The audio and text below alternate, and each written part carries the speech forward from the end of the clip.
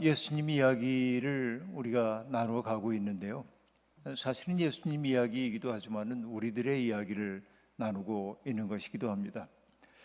저는 성경을 보면서 감동하고 있는 대목 가운데 하나가 예수님이 베드로를 부르시는 장면인데요. 공관복음서에서는 예수님이 직접 갈릴리 해변에서 베드로에게 나를 따라오라고 이렇게 말씀을 하시는 것으로 나오지만은 요한복음에서는 조금 달리 얘기한단 말이에요. 이 베드로의 형제가 안드레가 먼저 주님을 만난 다음에 자기 형제 베드로를 이끌고 주님 앞에 옵니다. 지금 제가 얘기를 잘못하고 있습니다.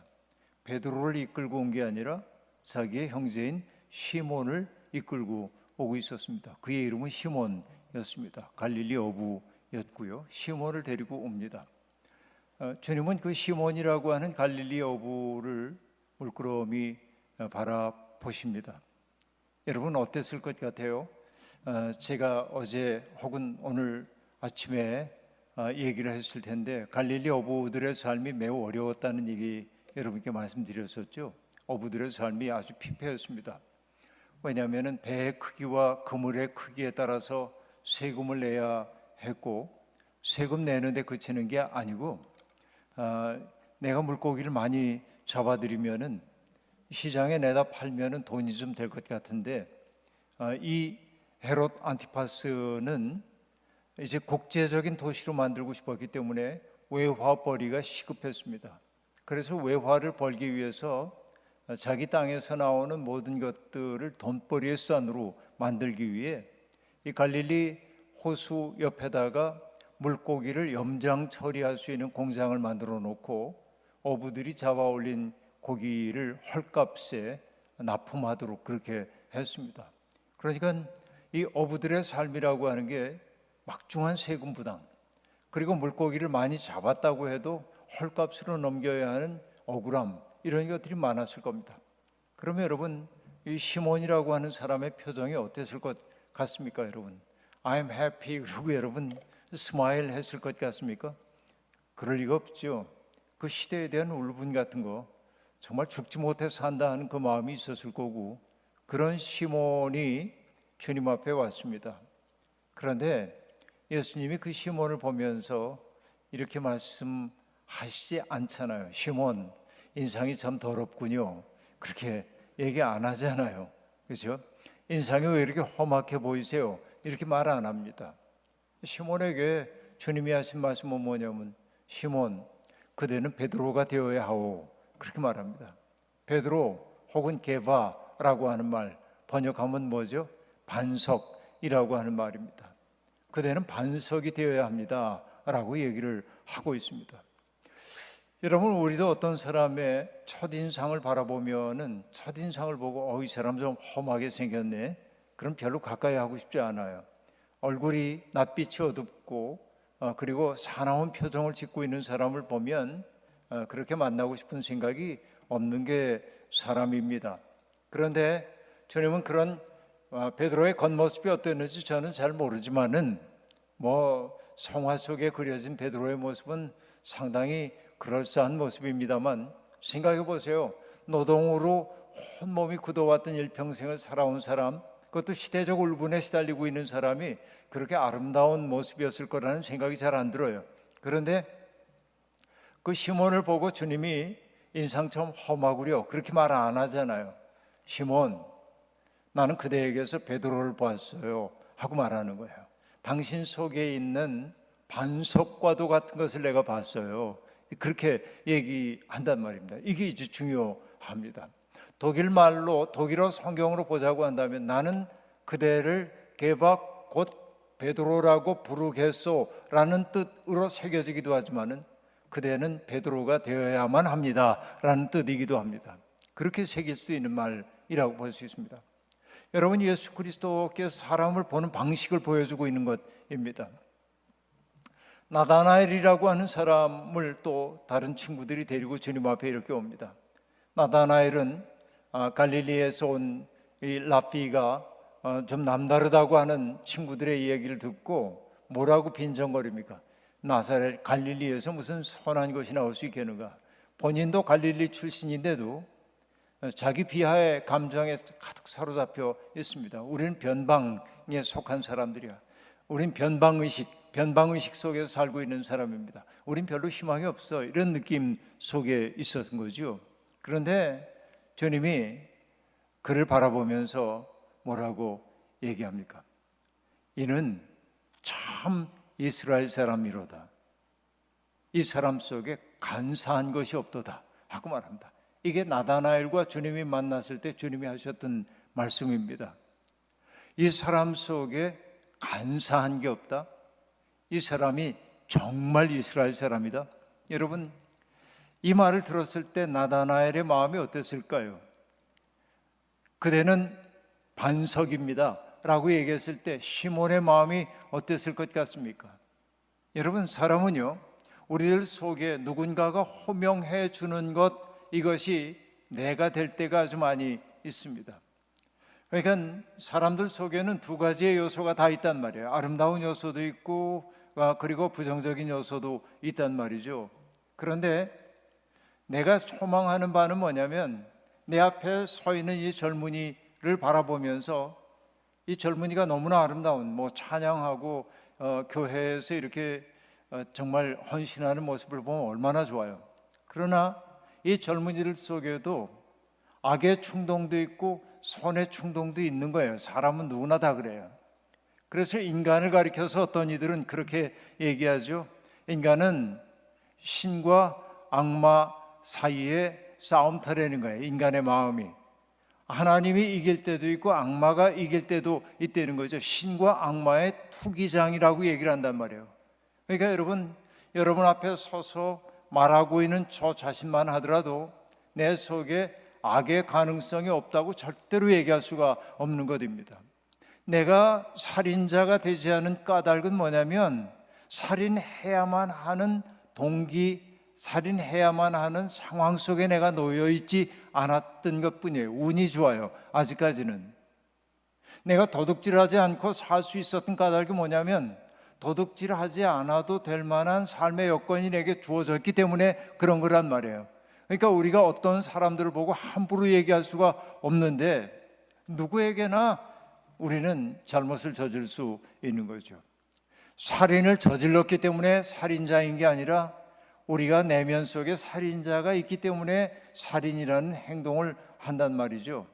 그러니까 여러분, 모든 사람 속에 두 가지 가능성이 있다고 한다면 우리가 정말로 이웃을 사랑한다는 말이 뭘까 생각해 보면 그 사람 속에 있는 선한 것을 호명해내는 게 이웃사랑이에요. 내가 보기엔.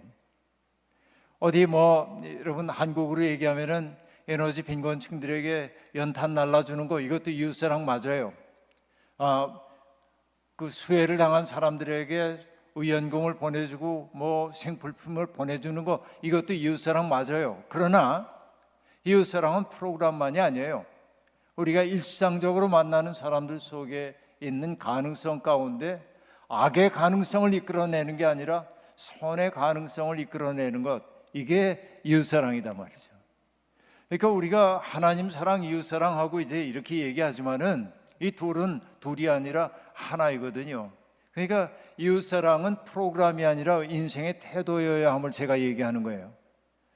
그러니까 여러분, 김춘수 시인의 꽃이라고 하는 시, 아마 기억나는 분들 있을는지 모릅니다만 내가 그의 이름을 불러주기 전에 그는 다만 하나의 몸짓에 지나지 않았다. 그러나 내가 그의 이름을 불러주었을 때 그는 내게로 와 꽃이 되었다라고 말합니다.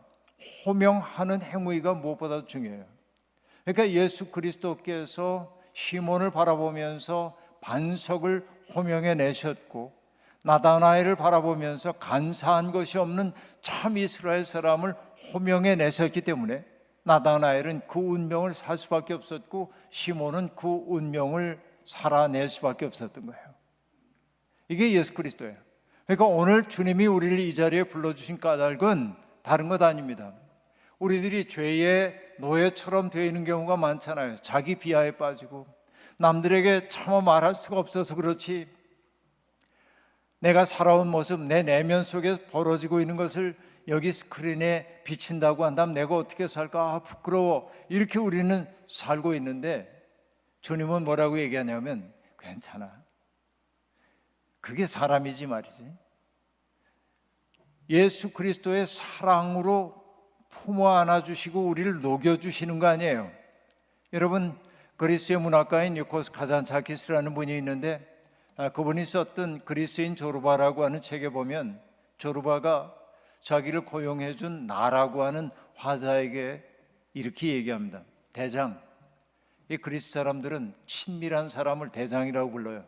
그러니까 자기 아저씨도 대장이라고 부르고 이렇게 대장이라고 부르는 거예요. 그 소설 가운데 미할리스 대장이라는 책도 있습니다. 니코스 카잔차키스에. 근데 어쨌든 자기를 고용해 준 주인에게 이 조르바가 얘기하는 거예요. 대장, 하나님은 굉장한 임금님이십니다. 그러자 나가 묻습니다. 조르바, 그게 무슨 얘기야? 하나님이 굉장한 임금이라는 게. 그러자 이야기 하나를 들려줍니다. 조르바가. 하나님은요, 천국 문 앞에 베드로를 세워놓고 베드로의 손에다가 물이 흠뻑 묻은 스폰지를 들려주신다는 거예요. 죄인 하나가 문 앞에 오면, 천국 문 앞에 오면 죄인이거든요. 온몸이 더럽혀졌거든요. 그럼 지옥 그러지 않고 어떻게 하라고 하냐면 베드로의 손에 들린 게 뭐라고 그랬어요? 물이 흠뻑 묻은 스폰지라고 그랬죠. 그거 가지고 이렇게 닦아주면서, 깨끗이 닦아주면서 에이 불쌍한 거 들어가, 그런다는 거예요. 그러면서 조르바가 마지막으로 이렇게 얘기합니다. 그냥 용서해 버리시는 거죠. 그렇게 얘기해요. 이게 하나님을 가리켜 굉장한 임금님이라고 그가 했던 까닭입니다. 여러분, 우리의 죄가 주홍빛보다 더 붉은데 주님 앞에서 내가 떳떳하다고 얘기할 수 있는 사람 아무도 없어요.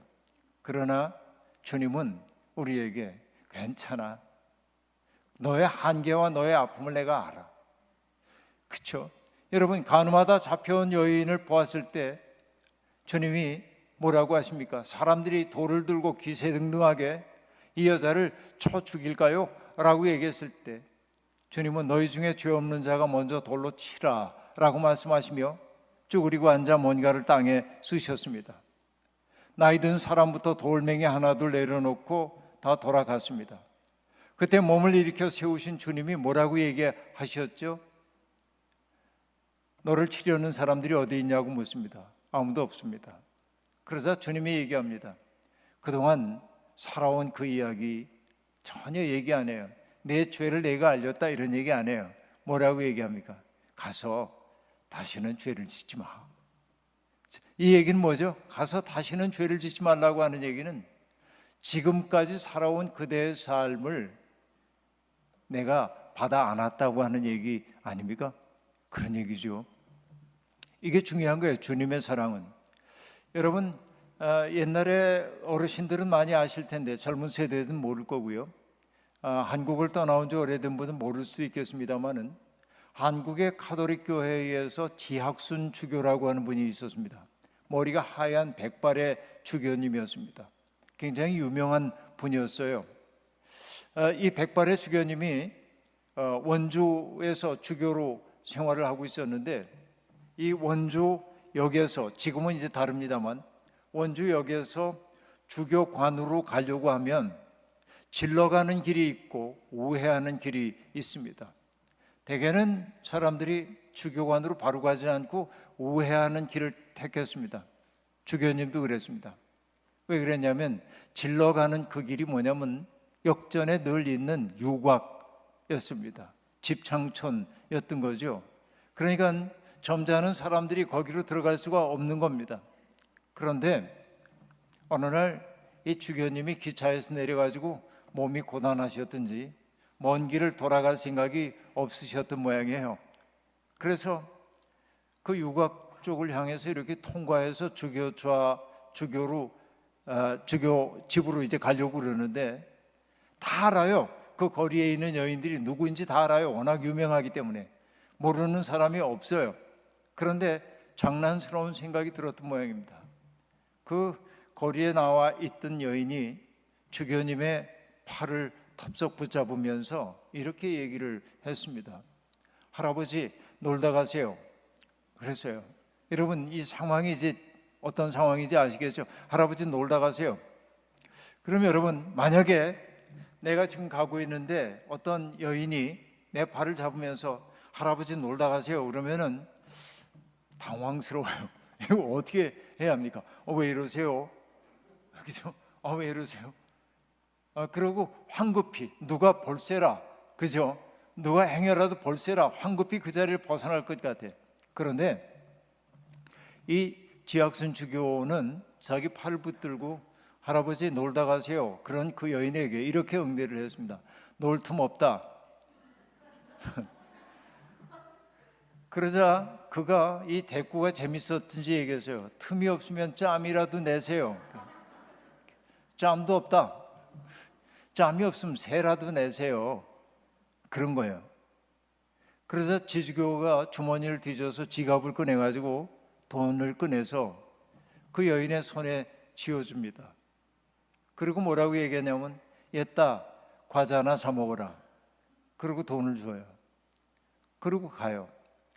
근데 이 얘기를 아마 하셨겠죠, 누군가에게. 근데 이 지학순 주교라고 하는 분에게 영향을 많이 받았던 한국의 시인이 있습니다. 김지하라고 하는 시인인데요. 김지하 시인이 이 상황을 그대로 시로 썼어요. 제가 얘기한 그대로예요. 시의 내용이. 할아버지 놀다 가세요.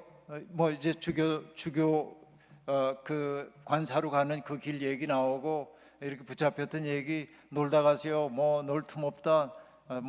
짬을 내세요. 짬도 없다. 새를 내세요. 새도 없다. 그리고 얘따 과자 하나 사 먹으라. 돈 꺼내서 준 거죠. 그러고는 끝이에요. 시가.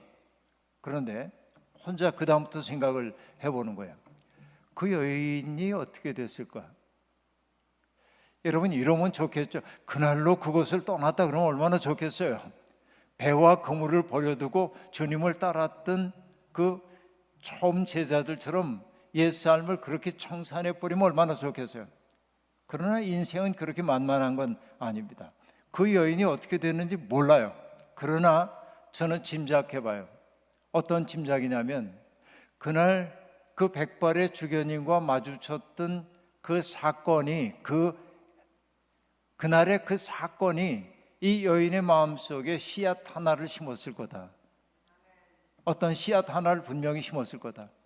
왜냐하면 그동안 수많은 남성들이 자기를 바라볼 때 두 가지 시선밖에 없었어요. 욕망의 시선, 욕망에 이글거리는 시선, 자기를 쾌락을 위한 도구로 바라보고 있는 욕망의 시선이 하나 있었을 거고, 또 하나는 뭐냐면 경멸하는 시선, 그렇죠? 정죄하고 경멸하는 시선. 그런데 이 주교가 자기를 바라볼 때는 어떻습니까? 손녀딸 바라보는 것처럼, 그렇죠? 아무런 도덕적 판단도 하지 않고 그냥 손녀딸 바라보듯 사랑으로만 바라봤죠. 그 순간에 이 여인의 마음속에 어떤 씨가 심겨졌을 거라고 생각하고 어느 땐가는 그 씨가 자라서 그의 삶을 바꾸게 되었을 거라고 저는 확신해요. 이 마주침이 중요한 거예요. 마주침이 사건을 불러일으킨단 말이에요. 그러니까 예수와 만난다고 하는 것은 그런 거예요. 때때로 내 속에 씨앗 하나가 탁 떨어져요. 잊고 있었는데 어느 날 때를 만나면 이 씨앗이 자라나기 시작한단 말이죠. 그러니까 여러분 정말 예수와 만났던 사람들을 보면요, 예수님이 3년의 공생의 기간을 보내는 동안 예수님과 만났던 사람들은 행복했을 거예요. 왜 행복했다고 제가 생각하냐면 오늘 새벽에 제가 말씀을 드렸던 그대로입니다. 예수님이 사람을 대하는 태도를 우리가 배워야 돼. 뭐라고 얘기했습니까?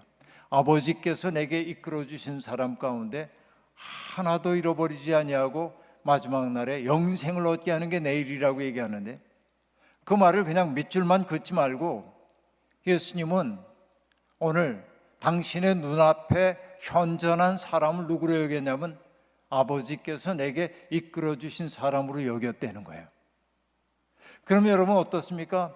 예를 들어서 어떤 그 국회의원이 혹은 무슨 어느 시의 시장이 혹은 대통령이 누군가를 내게 보내면서 목사님 아무개를 보내니까 잘 좀 부탁합니다. 잘 좀 이야기 좀 나눠주세요. 그러면 여러분 제가 그 사람을 어떻게 함부로 대하겠어요? 그죠? 그렇게 소개를 받고 오는데 근데 예수님은 어땠다는 겁니까? 내 앞에 있는 사람들을 하나님이 내게 보내주신 사람으로 여겼다는 거예요. 그것이 바로 마태복음 25장을 가능하게 했던 거예요. 마태복음 25장 어떤 얘기입니까? 마지막 심판날에 대한 이야기를 하고 있잖아요. 주님이 우편에 선 사람들에게 얘기합니다. 당신들은 말이죠, 내가 배고팠을 때 먹을 걸 주었어요. 내가 목말랐을 때 마실 것을 주었어요. 내가 헐벗었을 때 내게 입을 옷을 주었어요. 내가 나그네 되었을 때 나를 영접해 주었죠. 그대들은 내가 병들었을 때 찾아와 주었어요. 내가 감옥에 갇혔을 때 그들은 여러분은 날 찾아와서 위로해 줬어요. 그러자 그들이 얘기합니다. 주님, 언제 주님이 굶주리신 적이 있고 목마르신 적이 있고 헐벗은 적이 있고 그 얘기 다 하는 거야. 그때 주님이 하신 말씀이 뭡니까?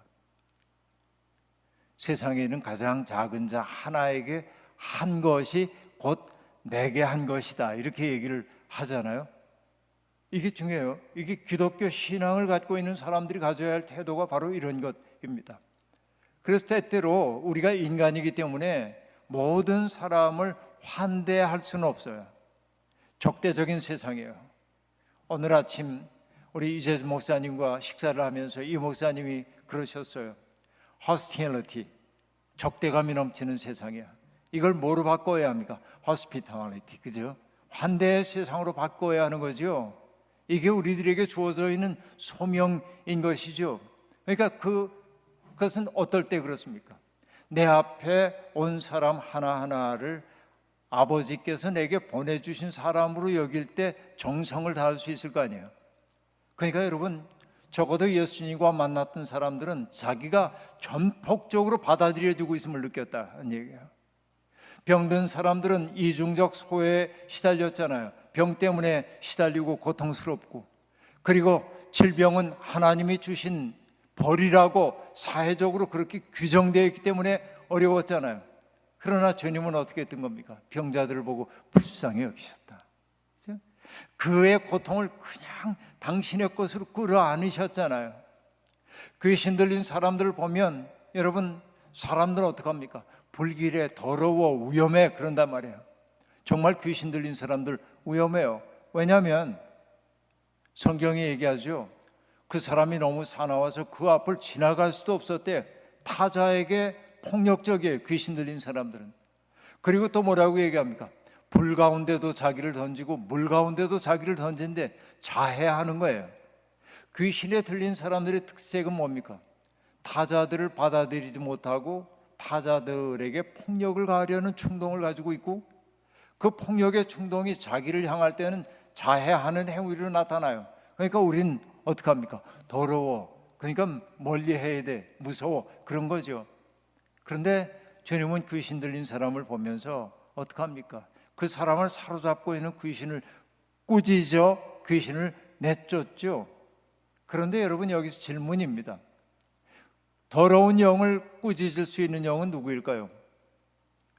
강력한 영? 예, 그런 것 같지만 여러분, 놀랍게도 더러운 영을 꾸짖어 내쫓을 수 있는 것은 맑은 영밖에 없습니다. 맑은 영, 예수 그리스도처럼 자기를 온전히 비워낸 영, 누군가의 고통을 그대로 자기 속으로 수용하여서 정화해내는 영, 그런 영만이 더러운 악령을 이겨낼 수 있단 말이죠. 그러니까 여러분, 이사야 53장에 등장하고 있는 고난받는 종의 노래를 보더라도 그가 찔림은 우리의 죄악을 인하며, 그 노래 여러분 아시잖아요. 그가 상한 것은 우리가 맞을 채찍질을 대신 당했다고 얘기한단 말이죠. 예수 그리스도는 그런 분인 거죠. 남의 고통을 그냥 다 받아 안을 수 있는 맑은 영이었단 말이죠. 그러면서 더럽혀지지 않았던 거죠. 그러니까 그 예수님과 만났던 사람들은 뭘 경험하냐면, 내가 있는 그대로 받아들여지고 있고 나를 사랑하는 시선과 만난 거예요. 바로 이게 뭡니까? 하나님 나라가 그에게 도래한 거예요. 예? 하나님 나라가 도래한 거예요. 하나님 나라라고 하는 것은 우리가 죽어서 가는 그 나라만을 얘기하는 게 아니에요. 성경이 가르쳐주고 있는 하나님 나라라고 하는 거, 오늘 여기에서 시간 속에서 영원을 느끼는 거예요. 내 삶이 영원에 속해 있다는 사실을 느끼는 게 하나님 나라를 오늘 살고 있는 거란 말이죠. 사랑받을 때, 내가 귀한 존재로 여김을 받을 때 내 속에 영생이 들어와 있음을 느끼게 돼요. 그래서 여러분, 그 깊은 사랑 속에 있을 때, 그게 정말 더 바랄 게 없을 때 사람들이 하는 얘기가 뭡니까? 죽어도 여한이 없다 그러죠. 왜 죽어도 여한이 없어요? 이미 천국을 맛봤기 때문에 그런 거예요. 그게. 그러니까 예수님과 만난 사람들은 바로 그런 걸 경험했어요. 병든 사람들, 귀신 들린 사람들, 그리고 자기가 아무것도 아니라고 생각했던 사람들이 그 예수님과의 만남을 통해서 하나님 나라를 맛본 거예요. 그러니까 회개하라, 하나님 나라가 가까이 왔다라고 주님이 선포했지만은 예수의 존재 자체가 하나님 나라였어요. 예수가 그들 앞에 있다는 사실 자체가 하나님 나라가 그들 가운데 현존하는 사건이었단 말이죠. 예수님이 있는 곳에서 생명이 회복되는 기적이 일어나서요. 그래서 여러분, 저는 만약에 내게 기회가 주어진다고 한다면, 예수님과 만날 수 있는 기회가 주어진다고 한다면, 신학적으로 궁금한 거 많이 있을 수 있겠지만 여러분도 궁금한 거 많죠? 천국이 어떠한가요? 뭐 이런 거, 삼일체의 신비에 대해서 말씀해 주세요. 온갖 얘기할 것 같은데 저 그런 거 하나도 묻고 싶지 않아요. 그냥 말없이 주님 따라서 일주일 따라다니고 싶어요. 그냥 볼래요. 저 같으면 뭘 보고 싶으냐면 예수님이 길을 걸어가시는 모습도 보고요, 예수님이 음식 드시는 모습도 보고 싶고요, 예수님이 고통받는 사람을 만날 때 그 눈빛이 어떻게 빛나는지를 보고 싶고요. 여러분, 제가 여기 갈보리 교회 오기 전에 델라웨어에서 말씀을 전하고 잠깐 랑카스터에 있는 그 랑카스터 제1연합감리교회에 들렀습니다. 아펜젤라 선교사를 한국으로 파송한 교회이기 때문에 그 교회를 찾아갔던 거예요. 거기에서 캐더린이라고 하는 자원봉사자와 만났습니다. 그 교회가 하고 있는 일에 대한 이야기를 쭉 소개를 받았습니다. 그런데 2층으로 올라가가지고 캐더린이 제게 이렇게 얘기했습니다. 우리는 이 노숙자들을 위해서 밥을, 급식 봉사를 하는 이런 일을 하고 있었는데 몇 년 전부터 우리가 시작하고 있는 것이 목욕시설을 만들고 그분들이 샤워할 수 있도록 하고 있다는 거예요. 그 bath 서비스를 한다는 거예요. 이렇게 쳐다봤는데 캐더린의 눈에 눈물이 맺혔어요. 그리고 뭐라고 얘기하냐면, 이분들이 새로운 직업을 얻으려면 냄새나는 옷을 입고 더러운 몸으로 갈 수가 없어서 그분들 목욕할 수 있도록 해주는 게 얼마나 기쁜지 모른다고. 그래서 제가 돌아와가지고 캐더린의 그 얘기를 이렇게 기록을 하면서 뭐라고 얘기를 했냐면은, 누군가를 위해 흘리는 눈물은 렌즈가 되어 하늘을 비춘다, 그렇게 썼는데요. 누군가를 위해 흘리는 한 방울의 눈물은 하늘을 비춰주는 렌즈가 된다는 말을 제가 썼는데요. 그런 것이죠. 예수 그리스도가 고통받는 사람들을 대할 때 어떤 눈빛으로 대하고 그들에게 말씀을 하실 때 어떻게 하실까? 여러분, 예수님이 말씀하실 때 남들에게 거룩하게 보이기 위해서 목소리를 꾸며가지고 웅변적으로 말씀하셨을까요? 안 그랬을 것 같아요. 조용조용 얘기하는데 우렁우렁 가슴에 육박하는 말씀이었지 않겠나. 그러니까 나는 예수님을 카피하고 싶은 거예요. 그분이 어떻게 그렇게 생명을, 하나님 나라를 이 땅에서 전할 수 있었는가, 이런 거 보고 싶다는 거예요. 근데 여러분, 그러니까 예수님의 12 제자들은 복받은 사람들이죠. 그러나 여러분, 이 제자들은 뭔가가 이루어질 것 같아서, 역사가 새롭게 이제 만들어지는구나, 예수님과 더불어서 새로운 세상이 열리는구나 기대에 벅찼을 겁니다. 이제는 얼마 지나지 않으면은 정말 하나님 나라가 임하겠구나 하는 열정, 그런 뜨거움이 있었을는지 모릅니다. 그러나 그들이 모르고 있는 것 하나 있었습니다. 그건 뭐냐? 기득권을 누리고 있는 사람들이 얼마나 강고한지를 간과하고 있었다 하는 얘기입니다. 그러니까 여러분, 예수 그리스도가 그렇게 아름다운 삶을 살기 시작할 때 그걸 불길하게 바라보고 있는 사람들이 있었죠. 로마 당국자들도 그랬지만 무엇보다도 뭐죠? 성전을 중심으로 해서 누릴 것 다 누리고 살고 있던 사람들은 사람들의 시선이 예수님에게 가는 것을 몹시 싫어했습니다. 그렇죠. 자기들이 중심이 되어야 하는데 자기들이 아닌 예수라고 하는 사람에게 사람들의 시선이 몰리는 것을 몹시 싫어하게 되었고, 그러니까 그들이 뭐냐면 각종 핑계를 대가지고 예수를 제거하려고 하는 것이죠. 그러니까 예수를 시험에 들게 하려고 하는 질문을 자꾸만 던집니다. 당신의 제자들은 왜 씻지 않은 손으로 음식을 먹소? 왜 안식일에 해서는 안 될 일을 합니까? 율법의 규정을 가지고 예수님을 자꾸 얽어매려고 그러고 예수를 위험한 사람인 것처럼 대중들로부터 분리시키려고 하는 것이죠. 주님은 그 악의 세력이 얼마나 강고한지를 아는 거예요. 제자들은 아직은 그거 몰라요. 예수님은 갈릴리에서 활동하다가 예루살렘으로 올라가십니다. 그러면서 여러분 3번씩이나 제자들에게 말씀하시잖아요. 인자가 예루살렘에 올라가면 대제사장과 서기관과 바리새인들에게 많은 박해를 받고 십자가에 못 박혀 죽을 거라고, 그러나 나는 사흘 만에 부활할 거라고 3번씩이나 경고를 하지만은 제자들 가운데 어느 누구도 그것을 귀담아 듣는 사람이 없습니다. 왜냐하면 예수님과 더불어서 일어나고 있는 기적에 그들의 눈이 멀었어요. 걷지 못하던 사람이 걷죠. 보지 못하던 사람이 보지요. 말하지 못하던 사람들이 말하죠. 나 환자가 낫죠. 귀신 들렸던 사람이 귀신으로부터 해방되는 이 놀라운 신적 역사가 일어나고 있는데, 그 역사의 중심이신 예수님이 고난당한다고 있을 수 없다는 거예요. 그들의 계산 속에 예수님의 고난은 없는 것입니다. 오로지 주님의 고난당하실 걸 아는 것은 주님밖에 없는 거예요. 이게 주님을 쓸쓸하게 만들었을 거예요. 여러분, 어떤 사람이 쓴 시를 보니까 이런 대목이 있더군요. 산 계곡에, 계곡과 계곡 사이에 다리가 하나 이렇게 놓여 있습니다. 근데 어떤 사람은 그 다리를 황급하게 지나가는 거예요. 근데 어떤 사람은 중간에 서가지고 계곡을 한참 바라봐요. 여러분 같으면 어떻게 하시겠습니까?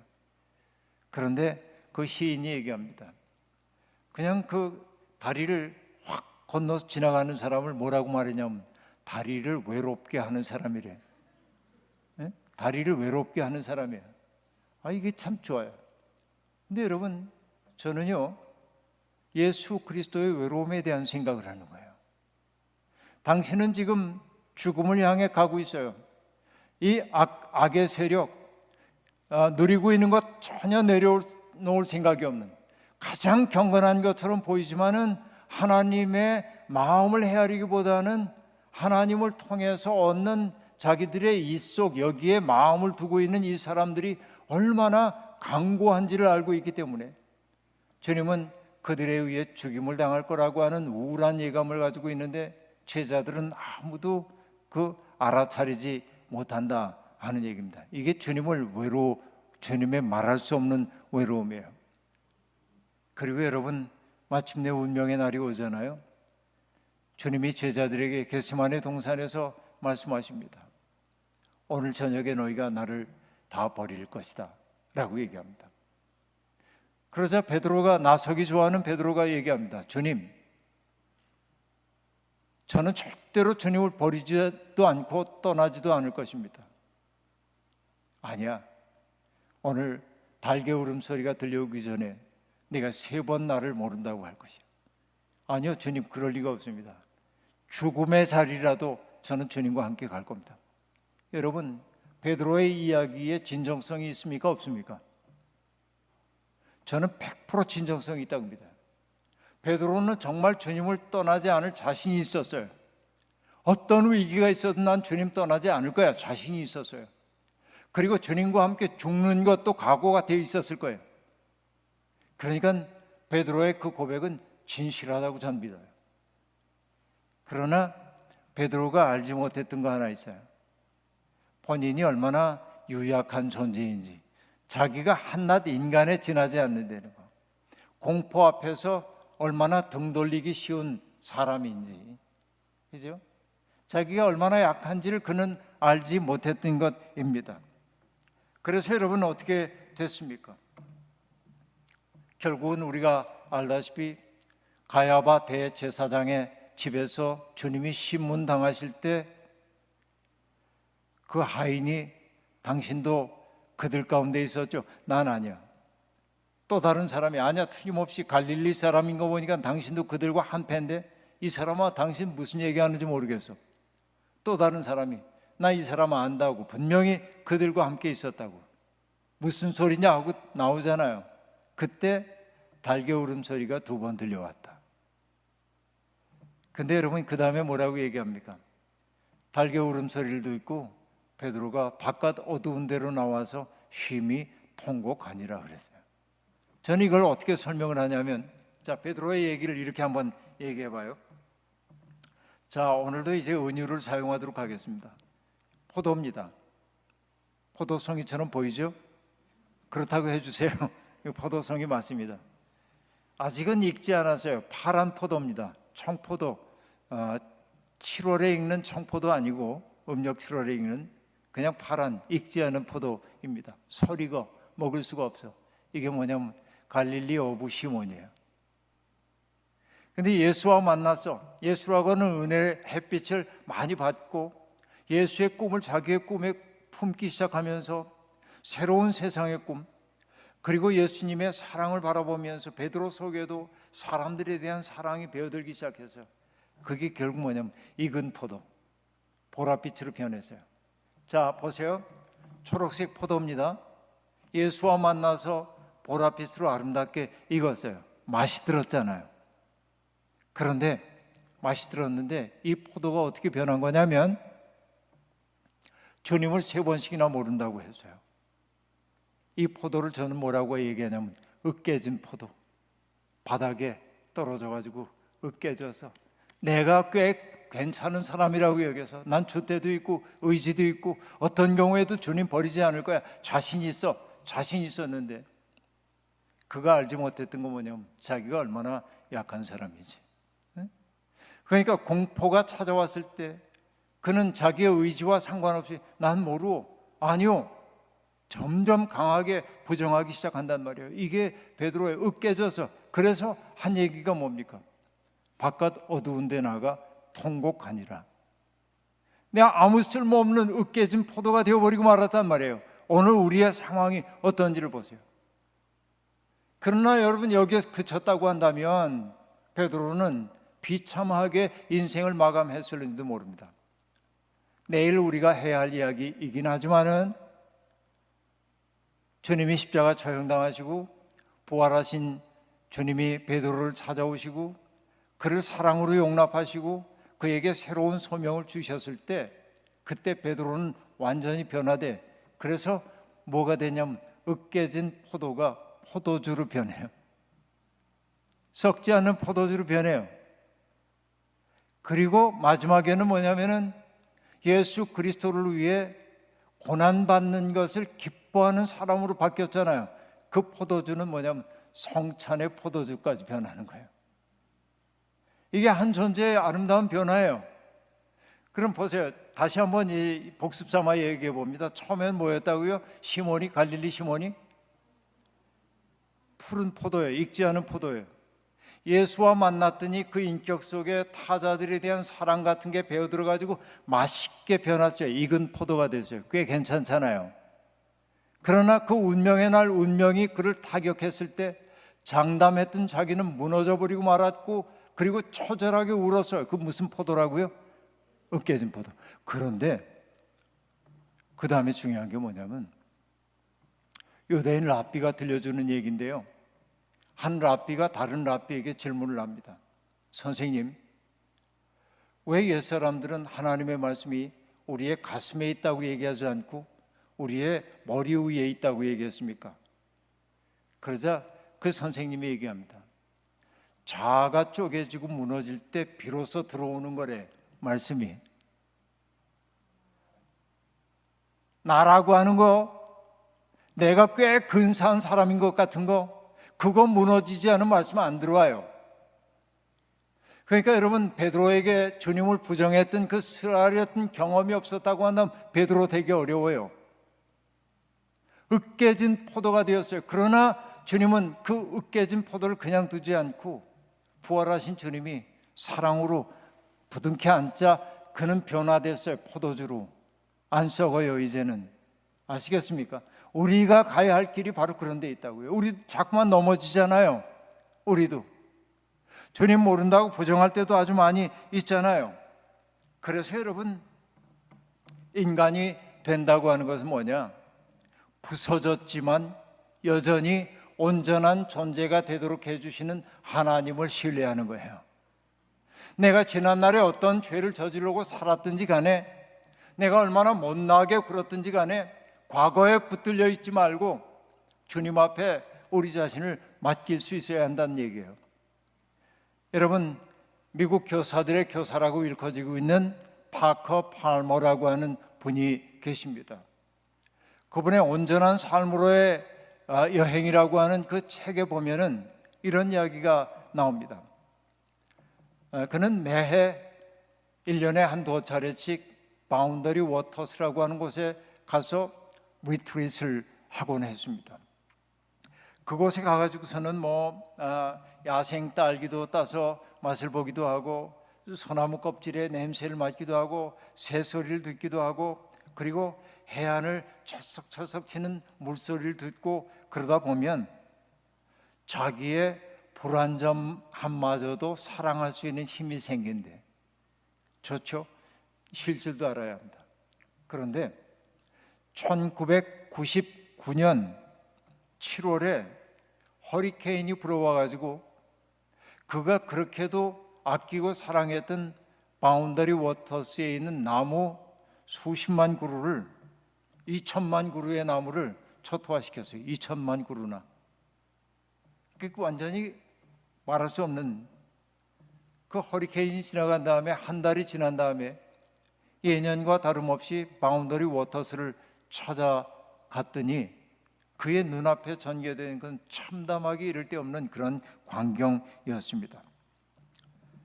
가슴이 찢기는 듯한 고통을 느꼈습니다. 내가 여기를 다시 찾아와야 되나 하는 생각이 들었어요. 그런데 몇 해 후에 그는 그곳이 궁금해서 바운더리 워터를 다시 찾아갔습니다. 그런데 그는 이렇게 고백하고 있습니다. 몇 해 후 그곳을 다시 찾았을 때 나는 자연이 어떻게 참화를 이용하여 새롭게 성장하는지, 느리지만 어떻게 꾸준히 그 상처를 치유하는지를 보고 놀랐다. 그리고 파커 팔머는 그때 놀라운 깨달음을 하나 얻었다고 얘기합니다. 삶의 온전함이란 완전함이 아니야. 세상에 어떤 사람도 완전할 수가 없어요. 온전함이란 뭐냐? 깨어짐을 우리의 삶의 불가피한 일부분으로 받아들이면서 깨어짐을 바탕으로 더 나은 존재가 되는 게 온전함이래요. 여러분, 죄 짓지 않는 사람이기 때문에 하나님에게 받아들여지는 것 아닙니다. 우리가 완벽한 사람이기 때문에 하나님 사랑받는 것 아닙니다. 우리는 넘어지고 일어서기를 반복합니다. 그러나 넘어질 때마다 우리는 방향을 잘 잡아 일어나야 합니다. 가야 할 곳을 알아야 합니다. 제가 여러분 군목으로 훈련 받을 때, 군대 목사 훈련을 받을 때인데요. 굉장히 재미난 훈련들이 많이 있는데 제일 웃기는 훈련이 하나 있었습니다. 그게 뭐냐면 야간 축성 훈련 이런 건데, 야간에 어떻게 이제 적으로부터 나를 숨기기 위해 어떻게 땅을 파고 위장할 것인지 뭐 이런 거, 또 야간에 적진에 가게 될 때 정숙 보행을 해야 되는, 조용히 가야 되는데, 그래서 그 멜빵을, 그 총의 멜빵을 총신에다 이렇게 묶고, 그리고 앞으로 이렇게 해서 몸으로 총을 가린 다음에 발을 들어 올려 가지고서는 살살 돌려 앞에 장애물이 없는지를 보고 발 내려놓고, 밤중에 하면 괜찮은데 낮에 하려니까 얼마나 웃겨요. 이게 서로 다 보는데, 다 보면서 이 짓을 하니까 얼마나 웃기는지 모르는데, 그 일을 하는데 더 웃기는 건 뭐냐면 가상으로 하는 거예요. 교관이 외쳐요. 조명탄. 그럼 조명탄이 딱 올라간 거예요. 발각되기 쉽잖아요. 그때 해야 하는 일이 뭐냐면은 바닥에 얼른 엎드려서 총을 깔고 배로 총신을 다 가리고, 왜냐하면 금속은 이제 빛을 반사하니까 총신을 다 가리고 고개를 푹 숙이고 있으라는 거예요. 그리고 교관이 이렇게 얘기합니다. 그런데 조명탄의 불빛이 땅 가까이 와서 흐려질 때 살짝 옆을 둘러가지고 내가 가야 할 방향을 보래요. 근데 저는 여기서 인생의 깨달음을 얻었어요. 그게 뭐냐? 살다 보면 내가 앞을 향하고 있는데, 앞을 향해 가고 있는데 더 이상 앞으로 가지 못하도록 하는 방해물을 만나 엎드려야 할 때가 있어요. 그죠? 그러니까 이것은 우리 인생의 마이너스 요인처럼 보여요. 그러나 교관이 뭐라고 얘기했습니까? 캄캄한 밤에 발을 이렇게 디뎌서 하나 내놓고 또 하나 내놓고 가고 있는데, 그 나를 방해했던, 진행을 방해했던 그 불빛을 이용해 내가 가야 할 방향을 잡으려는 거예요. 이거 군사훈련이지만 저는 인생의 훈련이라고 생각해요. 때때로 살다 보면 넘어질 때 있어요. 실패할 때 있습니다. 그러나 그 실패 때문에 울지 말고 그 실패 때문에 내가 가야 할 방향을 찾을 수 있다면 복 아닙니까? 이게 파커 팔머가 얘기하고 있는 삶의 온전함이란 말이죠. 우리는 이런 세계로 초대받았어요. 너무 자책하지 마세요. 어떤 잘못을 저질러도 너무 자책하지 말아요. 누구 좀 잘못하는 사람 보고 너무 엄격하게 꾸짖지 말아요. 실수하는 여백을 좀 줘요. 주님이 사람들에게 내 죄를 알렸다 하지 않고 받아 안았던 것처럼, 지약슨 주교가 윤리적 도덕적 판단의 눈으로 싸늘하게 정죄하지 않고 사랑의 시선으로 그를 바라봤던 것처럼 우리의 시선도 그렇게 바뀌어가야 하겠죠. 주님이 그랬던 것처럼. 바로 그렇게 우리들이 살게 될 때 우리는 비로소 뭐냐면 십자가의 길을 가는 사람이란 말이죠. 우리는 예수 그리스도의 십자가 위에 우리의 옛사람을 못 박은 사람이란 말이에요. 그래서 우리는 더 이상 나로서가 아니라, 욕망을 가진 나로서가 아니라 그리스도를 위해 사는 사람으로 바뀌어져야 한다 하는 얘기이죠. 여러분, 십자가의 사랑이 우리를 붙들고 있는 한 우리는 절대로 망하지 않습니다. 여러분, 제가 좋아하는 우리 그 친구라고도 하고 형이라고도 하고 그러는 선배 목사님이 있습니다. 여러분, 여기 미국 와 계셔서 모르겠지만은 한국에서는 꽤 유명한 시인입니다. 중견 시인. 뭐 이름 얘기해도 되겠죠. 고진하라고 하는 시인인데, 목사이지만은 일반 문단에서 많은 상을 받고 대단히 훌륭한 시인입니다. 그 고진하 시인이 홍천이라고 하는 곳에서 목회를 하고 있을 때 제게 와서 설교를 좀 하라고 그래가지고 제가 설교를 잘 준비해서 주머니에다 이렇게 설교문을 넣고 가서 예배 드리러 가자고 그래서 가서 앞에 이렇게 앉아 있다가 서울에서 김기성 목사가 왔는데 이제 말씀 전할 거예요. 그래서 앞에 가서 이렇게 서서 봤더니 다 75세 이상의 노인들만 앉아 계신 거예요. 시골 교회니까. 그래서 여러분, 제가 설교하려고 이렇게 펼쳐놨던 종이를 접어서 이렇게 집어넣었어요. 다시. 그렇게 하고 아주 자연스럽게 얘기를 나눴습니다.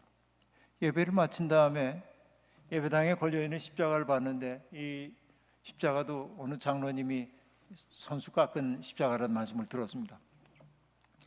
십자가가 아주 형편없는 십자가가 걸려 있습니다. 그 예배당 벽에 거칠어요.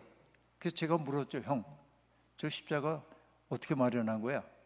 그러자 그 고진아 목사님이 얘기합니다. 저거 어느 날 내가 이 자기 동네에 이렇게 지나가고 있는데 관에서 가로수를 심잖아요. 조그만 가로수를 심었는데 이 가로수가 바람에 넘어지면 안 되니까 뭐 해줘요? 버팀목을 대주잖아요. 버팀목을. 그런데 나무가 이제 둥치가 커지고 어지간히 커져서 뿌리가 든든하다고 여기니까 뭘 해요? 버팀목 제거해가지고 던져놨더래, 나무를. 근데 그 나무를 가만히 보고 있으니까 버림받은 그 나무가 자기처럼 느껴지더래요. 이 벽촌에 와 있는 자기. 그래서 그걸 갖다가 칡넝쿨을 가지고 이렇게 십자가 모양을 만들어서 건 거예요. 그리고 그가 이름을 뭐라고 붙였냐면 버팀목 십자가 그랬어요. 여러분 때때로 버림받은 것처럼 느껴질는지 몰라도 버팀목 십자가가 우리의 삶을 버티게 하고요, 인간의 세상에 의해 버림받은 그분이 우리를 서게 만든다는 사실을 잊지 말기를 바랍니다. 그리고 여러분, 또 다른 십자가 하나 얘기를 해야 할 텐데요, 그건 뭐냐면 강원도 고성이라고 하는 곳에 있는 교회에서 본 십자가인데, 십자가가 어떻게 생겼냐면 나무판 두 개가 여러분이 나란히 서 있다고 생각해 보세요. 나무판 두 개가 요만큼 간격을 두고 이렇게 서 있는 거예요. 이렇게. 근데 여기에서 요만큼 따냈어. 십자가 모양이 되죠? 다시 한번 해볼까요? 나무판 두 개를 나란히 이렇게 세웠어요. 수직으로. 근데 이 나무판에서 요 중간 부분을 요만큼 따냈어요. 그럼 십자가 모양이 나오죠? 근데 그 십자가는 채워진 게 아니라 뭐예요? 비어 있는 거죠? 그걸 통해 세상을 보는 거예요. 제가 물어봤어요. 이 십자가는 어떻게 된 겁니까? 그러자 그 목사님이 얘기합니다. 사실은요, 이 십자가는 저 마을 논이 있는 그곳에 서 있었던 큰 느티나무가 있는데 바람에 넘어졌다는 거예요. 그 방치된 채 있었는데 마을 이장님한테 제가 이거 가져가도 됩니까? 그러니까 아이 골칫거리인데 뭐 가져가시죠. 그걸 실어다가 제재소에 가가지고 판넬 두 개를 만들어 달라고 했고, 그리고 그걸 갖다가 아까 얘기한 대로 그대로 세우고 여기만 딱 따내서 빈자리를 만들어서 그걸 통해 뭘 보냐면 마을을 바라보는 거예요. 십자가를 통해, 비어있는 십자가를 통해 마을을 바라봐. 마치 느티나무가 그곳에 우뚝 서서 사람들에게 그늘이 되어 주었고 쉴터가 되어 주었고 대화의 장이 되어 주었던 것처럼, 그 넘어졌던 그 나무를 베어다가 십자가를 만들어서 그 십자가의 눈으로 세상을 바라보고 싶어서 만든 십자가. 아름답지 않습니까? 여러분, 이렇게 형태적으로 굉장히 이쁘게 만든 십자가 많이 있지만 그래요. 그 십자가, 자기 빔의 십자가. 또 하나는 삼례라고 하는 곳에 있는 우리 후배 목사 교회인데, 우리도 교회 건축하는데 조금 도움을 줬는데, 교회 입당하는 날 가봤더니 십자가 모양이 어떻게 되어 있냐면 이렇게 이제 강목이 나란히 이렇게 되어 있는 게 아니라 이렇게 되어 있는 거예요. 이렇게 위아래도 이렇게 되다가 뾰족하게 이렇게 끝나는 거예요. 저게 무슨 어떻게 만든 십자가인가 하고 물어봤더니 그 목사님이 얘기합니다. 나무로 이렇게 예배당 건물을, 조그만 건물을 짓다 보니까 나무 베어내는 나머지 부분들이 있잖아요. 근데 그거 화목으로 쓸 수밖에 없는 건데 그걸 보니까 자기 마음이 너무 아프더래. 얘들은 사용되지 못하고 잘려져 가지고 버림받는 것 같아서. 그 버림받는 자투리 나무를 갖다가 엮어 가지고 만든 십자가예요. 이름하여 자투리 십자가. 버림받은 것들을 사용하는 거죠. 전 여기에서 은혜를 받았어요. 버팀목 십자가, 자투리 십자가, 비어있는 십자가 말이죠. 여러분, 어떤 경우에라도 주님은 우리를 버리지 않으신단 말이죠. 작년에 스크랜튼 서거 100년이 돼가지고 양화진에 있는 선교사 묘원에 혼자 찾아갔습니다. 날이 그렇게 좋지 않아서인지 선교사 묘원에 한 명도 없었어요. 저 혼자 190 몇 명 되는 선교사 묘원의 묘비 하나하나를 살피며 다니는데 비문을 읽다 보니까 어떤 이는 한국에 들어온 지 일주일 만에 세상 떠나고, 태어난 지 한 달밖에 안 된 아이도 죽고, 선교사의 아이들이. 가슴이 뭉클한 거예요. 도대체 잘 사는 나라에 살고 있던 이 사람들이 왜 이 어려웠던 내 조국을 찾아와서 오염에 빠지고 죽기도 하고 이런 사속 고생을 하나 하는 생각을 하니까 가슴이 뭉클해. 그 자리를 떠날 수가 없어요. 계속 몇 시간을 서성였어요. 거기에서. 그러다가 한 비문 앞에 섰습니다. 거기에 밑에 뭐라고 써 있냐면, 그의 이제 일대기 잠깐 얘기한 다음에 맨 밑에 뭐라고 썼냐면, 로마서에 나오는 말씀을 인용하는 거예요. 사나 죽으나 우리는 주의 것이로다. 그 한마디로 모든 비밀이 풀렸어요. 이 믿음이구나, 이 사람이. 에? 사나 죽으나 우리는 주의 것이로다. 그 믿음에 확신이 있었기 때문에 그들은 편안함을 구하지 않고 죽음의 자리일 수도 있는 곳 찾아가 복음을 전하려고 애를 썼던 것이죠. 우리는 바로 그런 십자가의 길로 부름을 받은 사람들입니다. 십자가의 사랑이 우리를 붙들기도 하지만은 십자가의 사랑이 우리를 강권하여 고통받는 사람들을 도우라고 하기도 합니다. 저는 우리 갈보리 교인들 모두가 오늘도 제가 얘기했던 것처럼 우리 그리스도를 닮은 사람들이 되어서, 사람들을 대하는 그리스도의 눈빛을 닮은 사람이 되어서, 사람들에게 건네는 그 생명을 살리는 말을 건네는 그리스도의 어법을 닮아서 생명을 풍성하게 하고 평화를 만들고, 그리고 그 주님과 점점 깊은 교제 속에 들어가서 내 속에 든든한 기둥 하나 생긴 것처럼, 으깨져 깨졌던 내 마음 속에 주님의 은혜가 들어와 가지고 나를 포도주로 변화시킨 것처럼, 내 삶이 제 아무리 고달프다 해도 나를 바꾸어 영원하게 해주시는 주님의 은혜를 가슴속에 새기면서 당당하게 십자가의 진실을 붙잡고 싸워나가는 여러분이 되기를 주의 이름으로 축원합니다.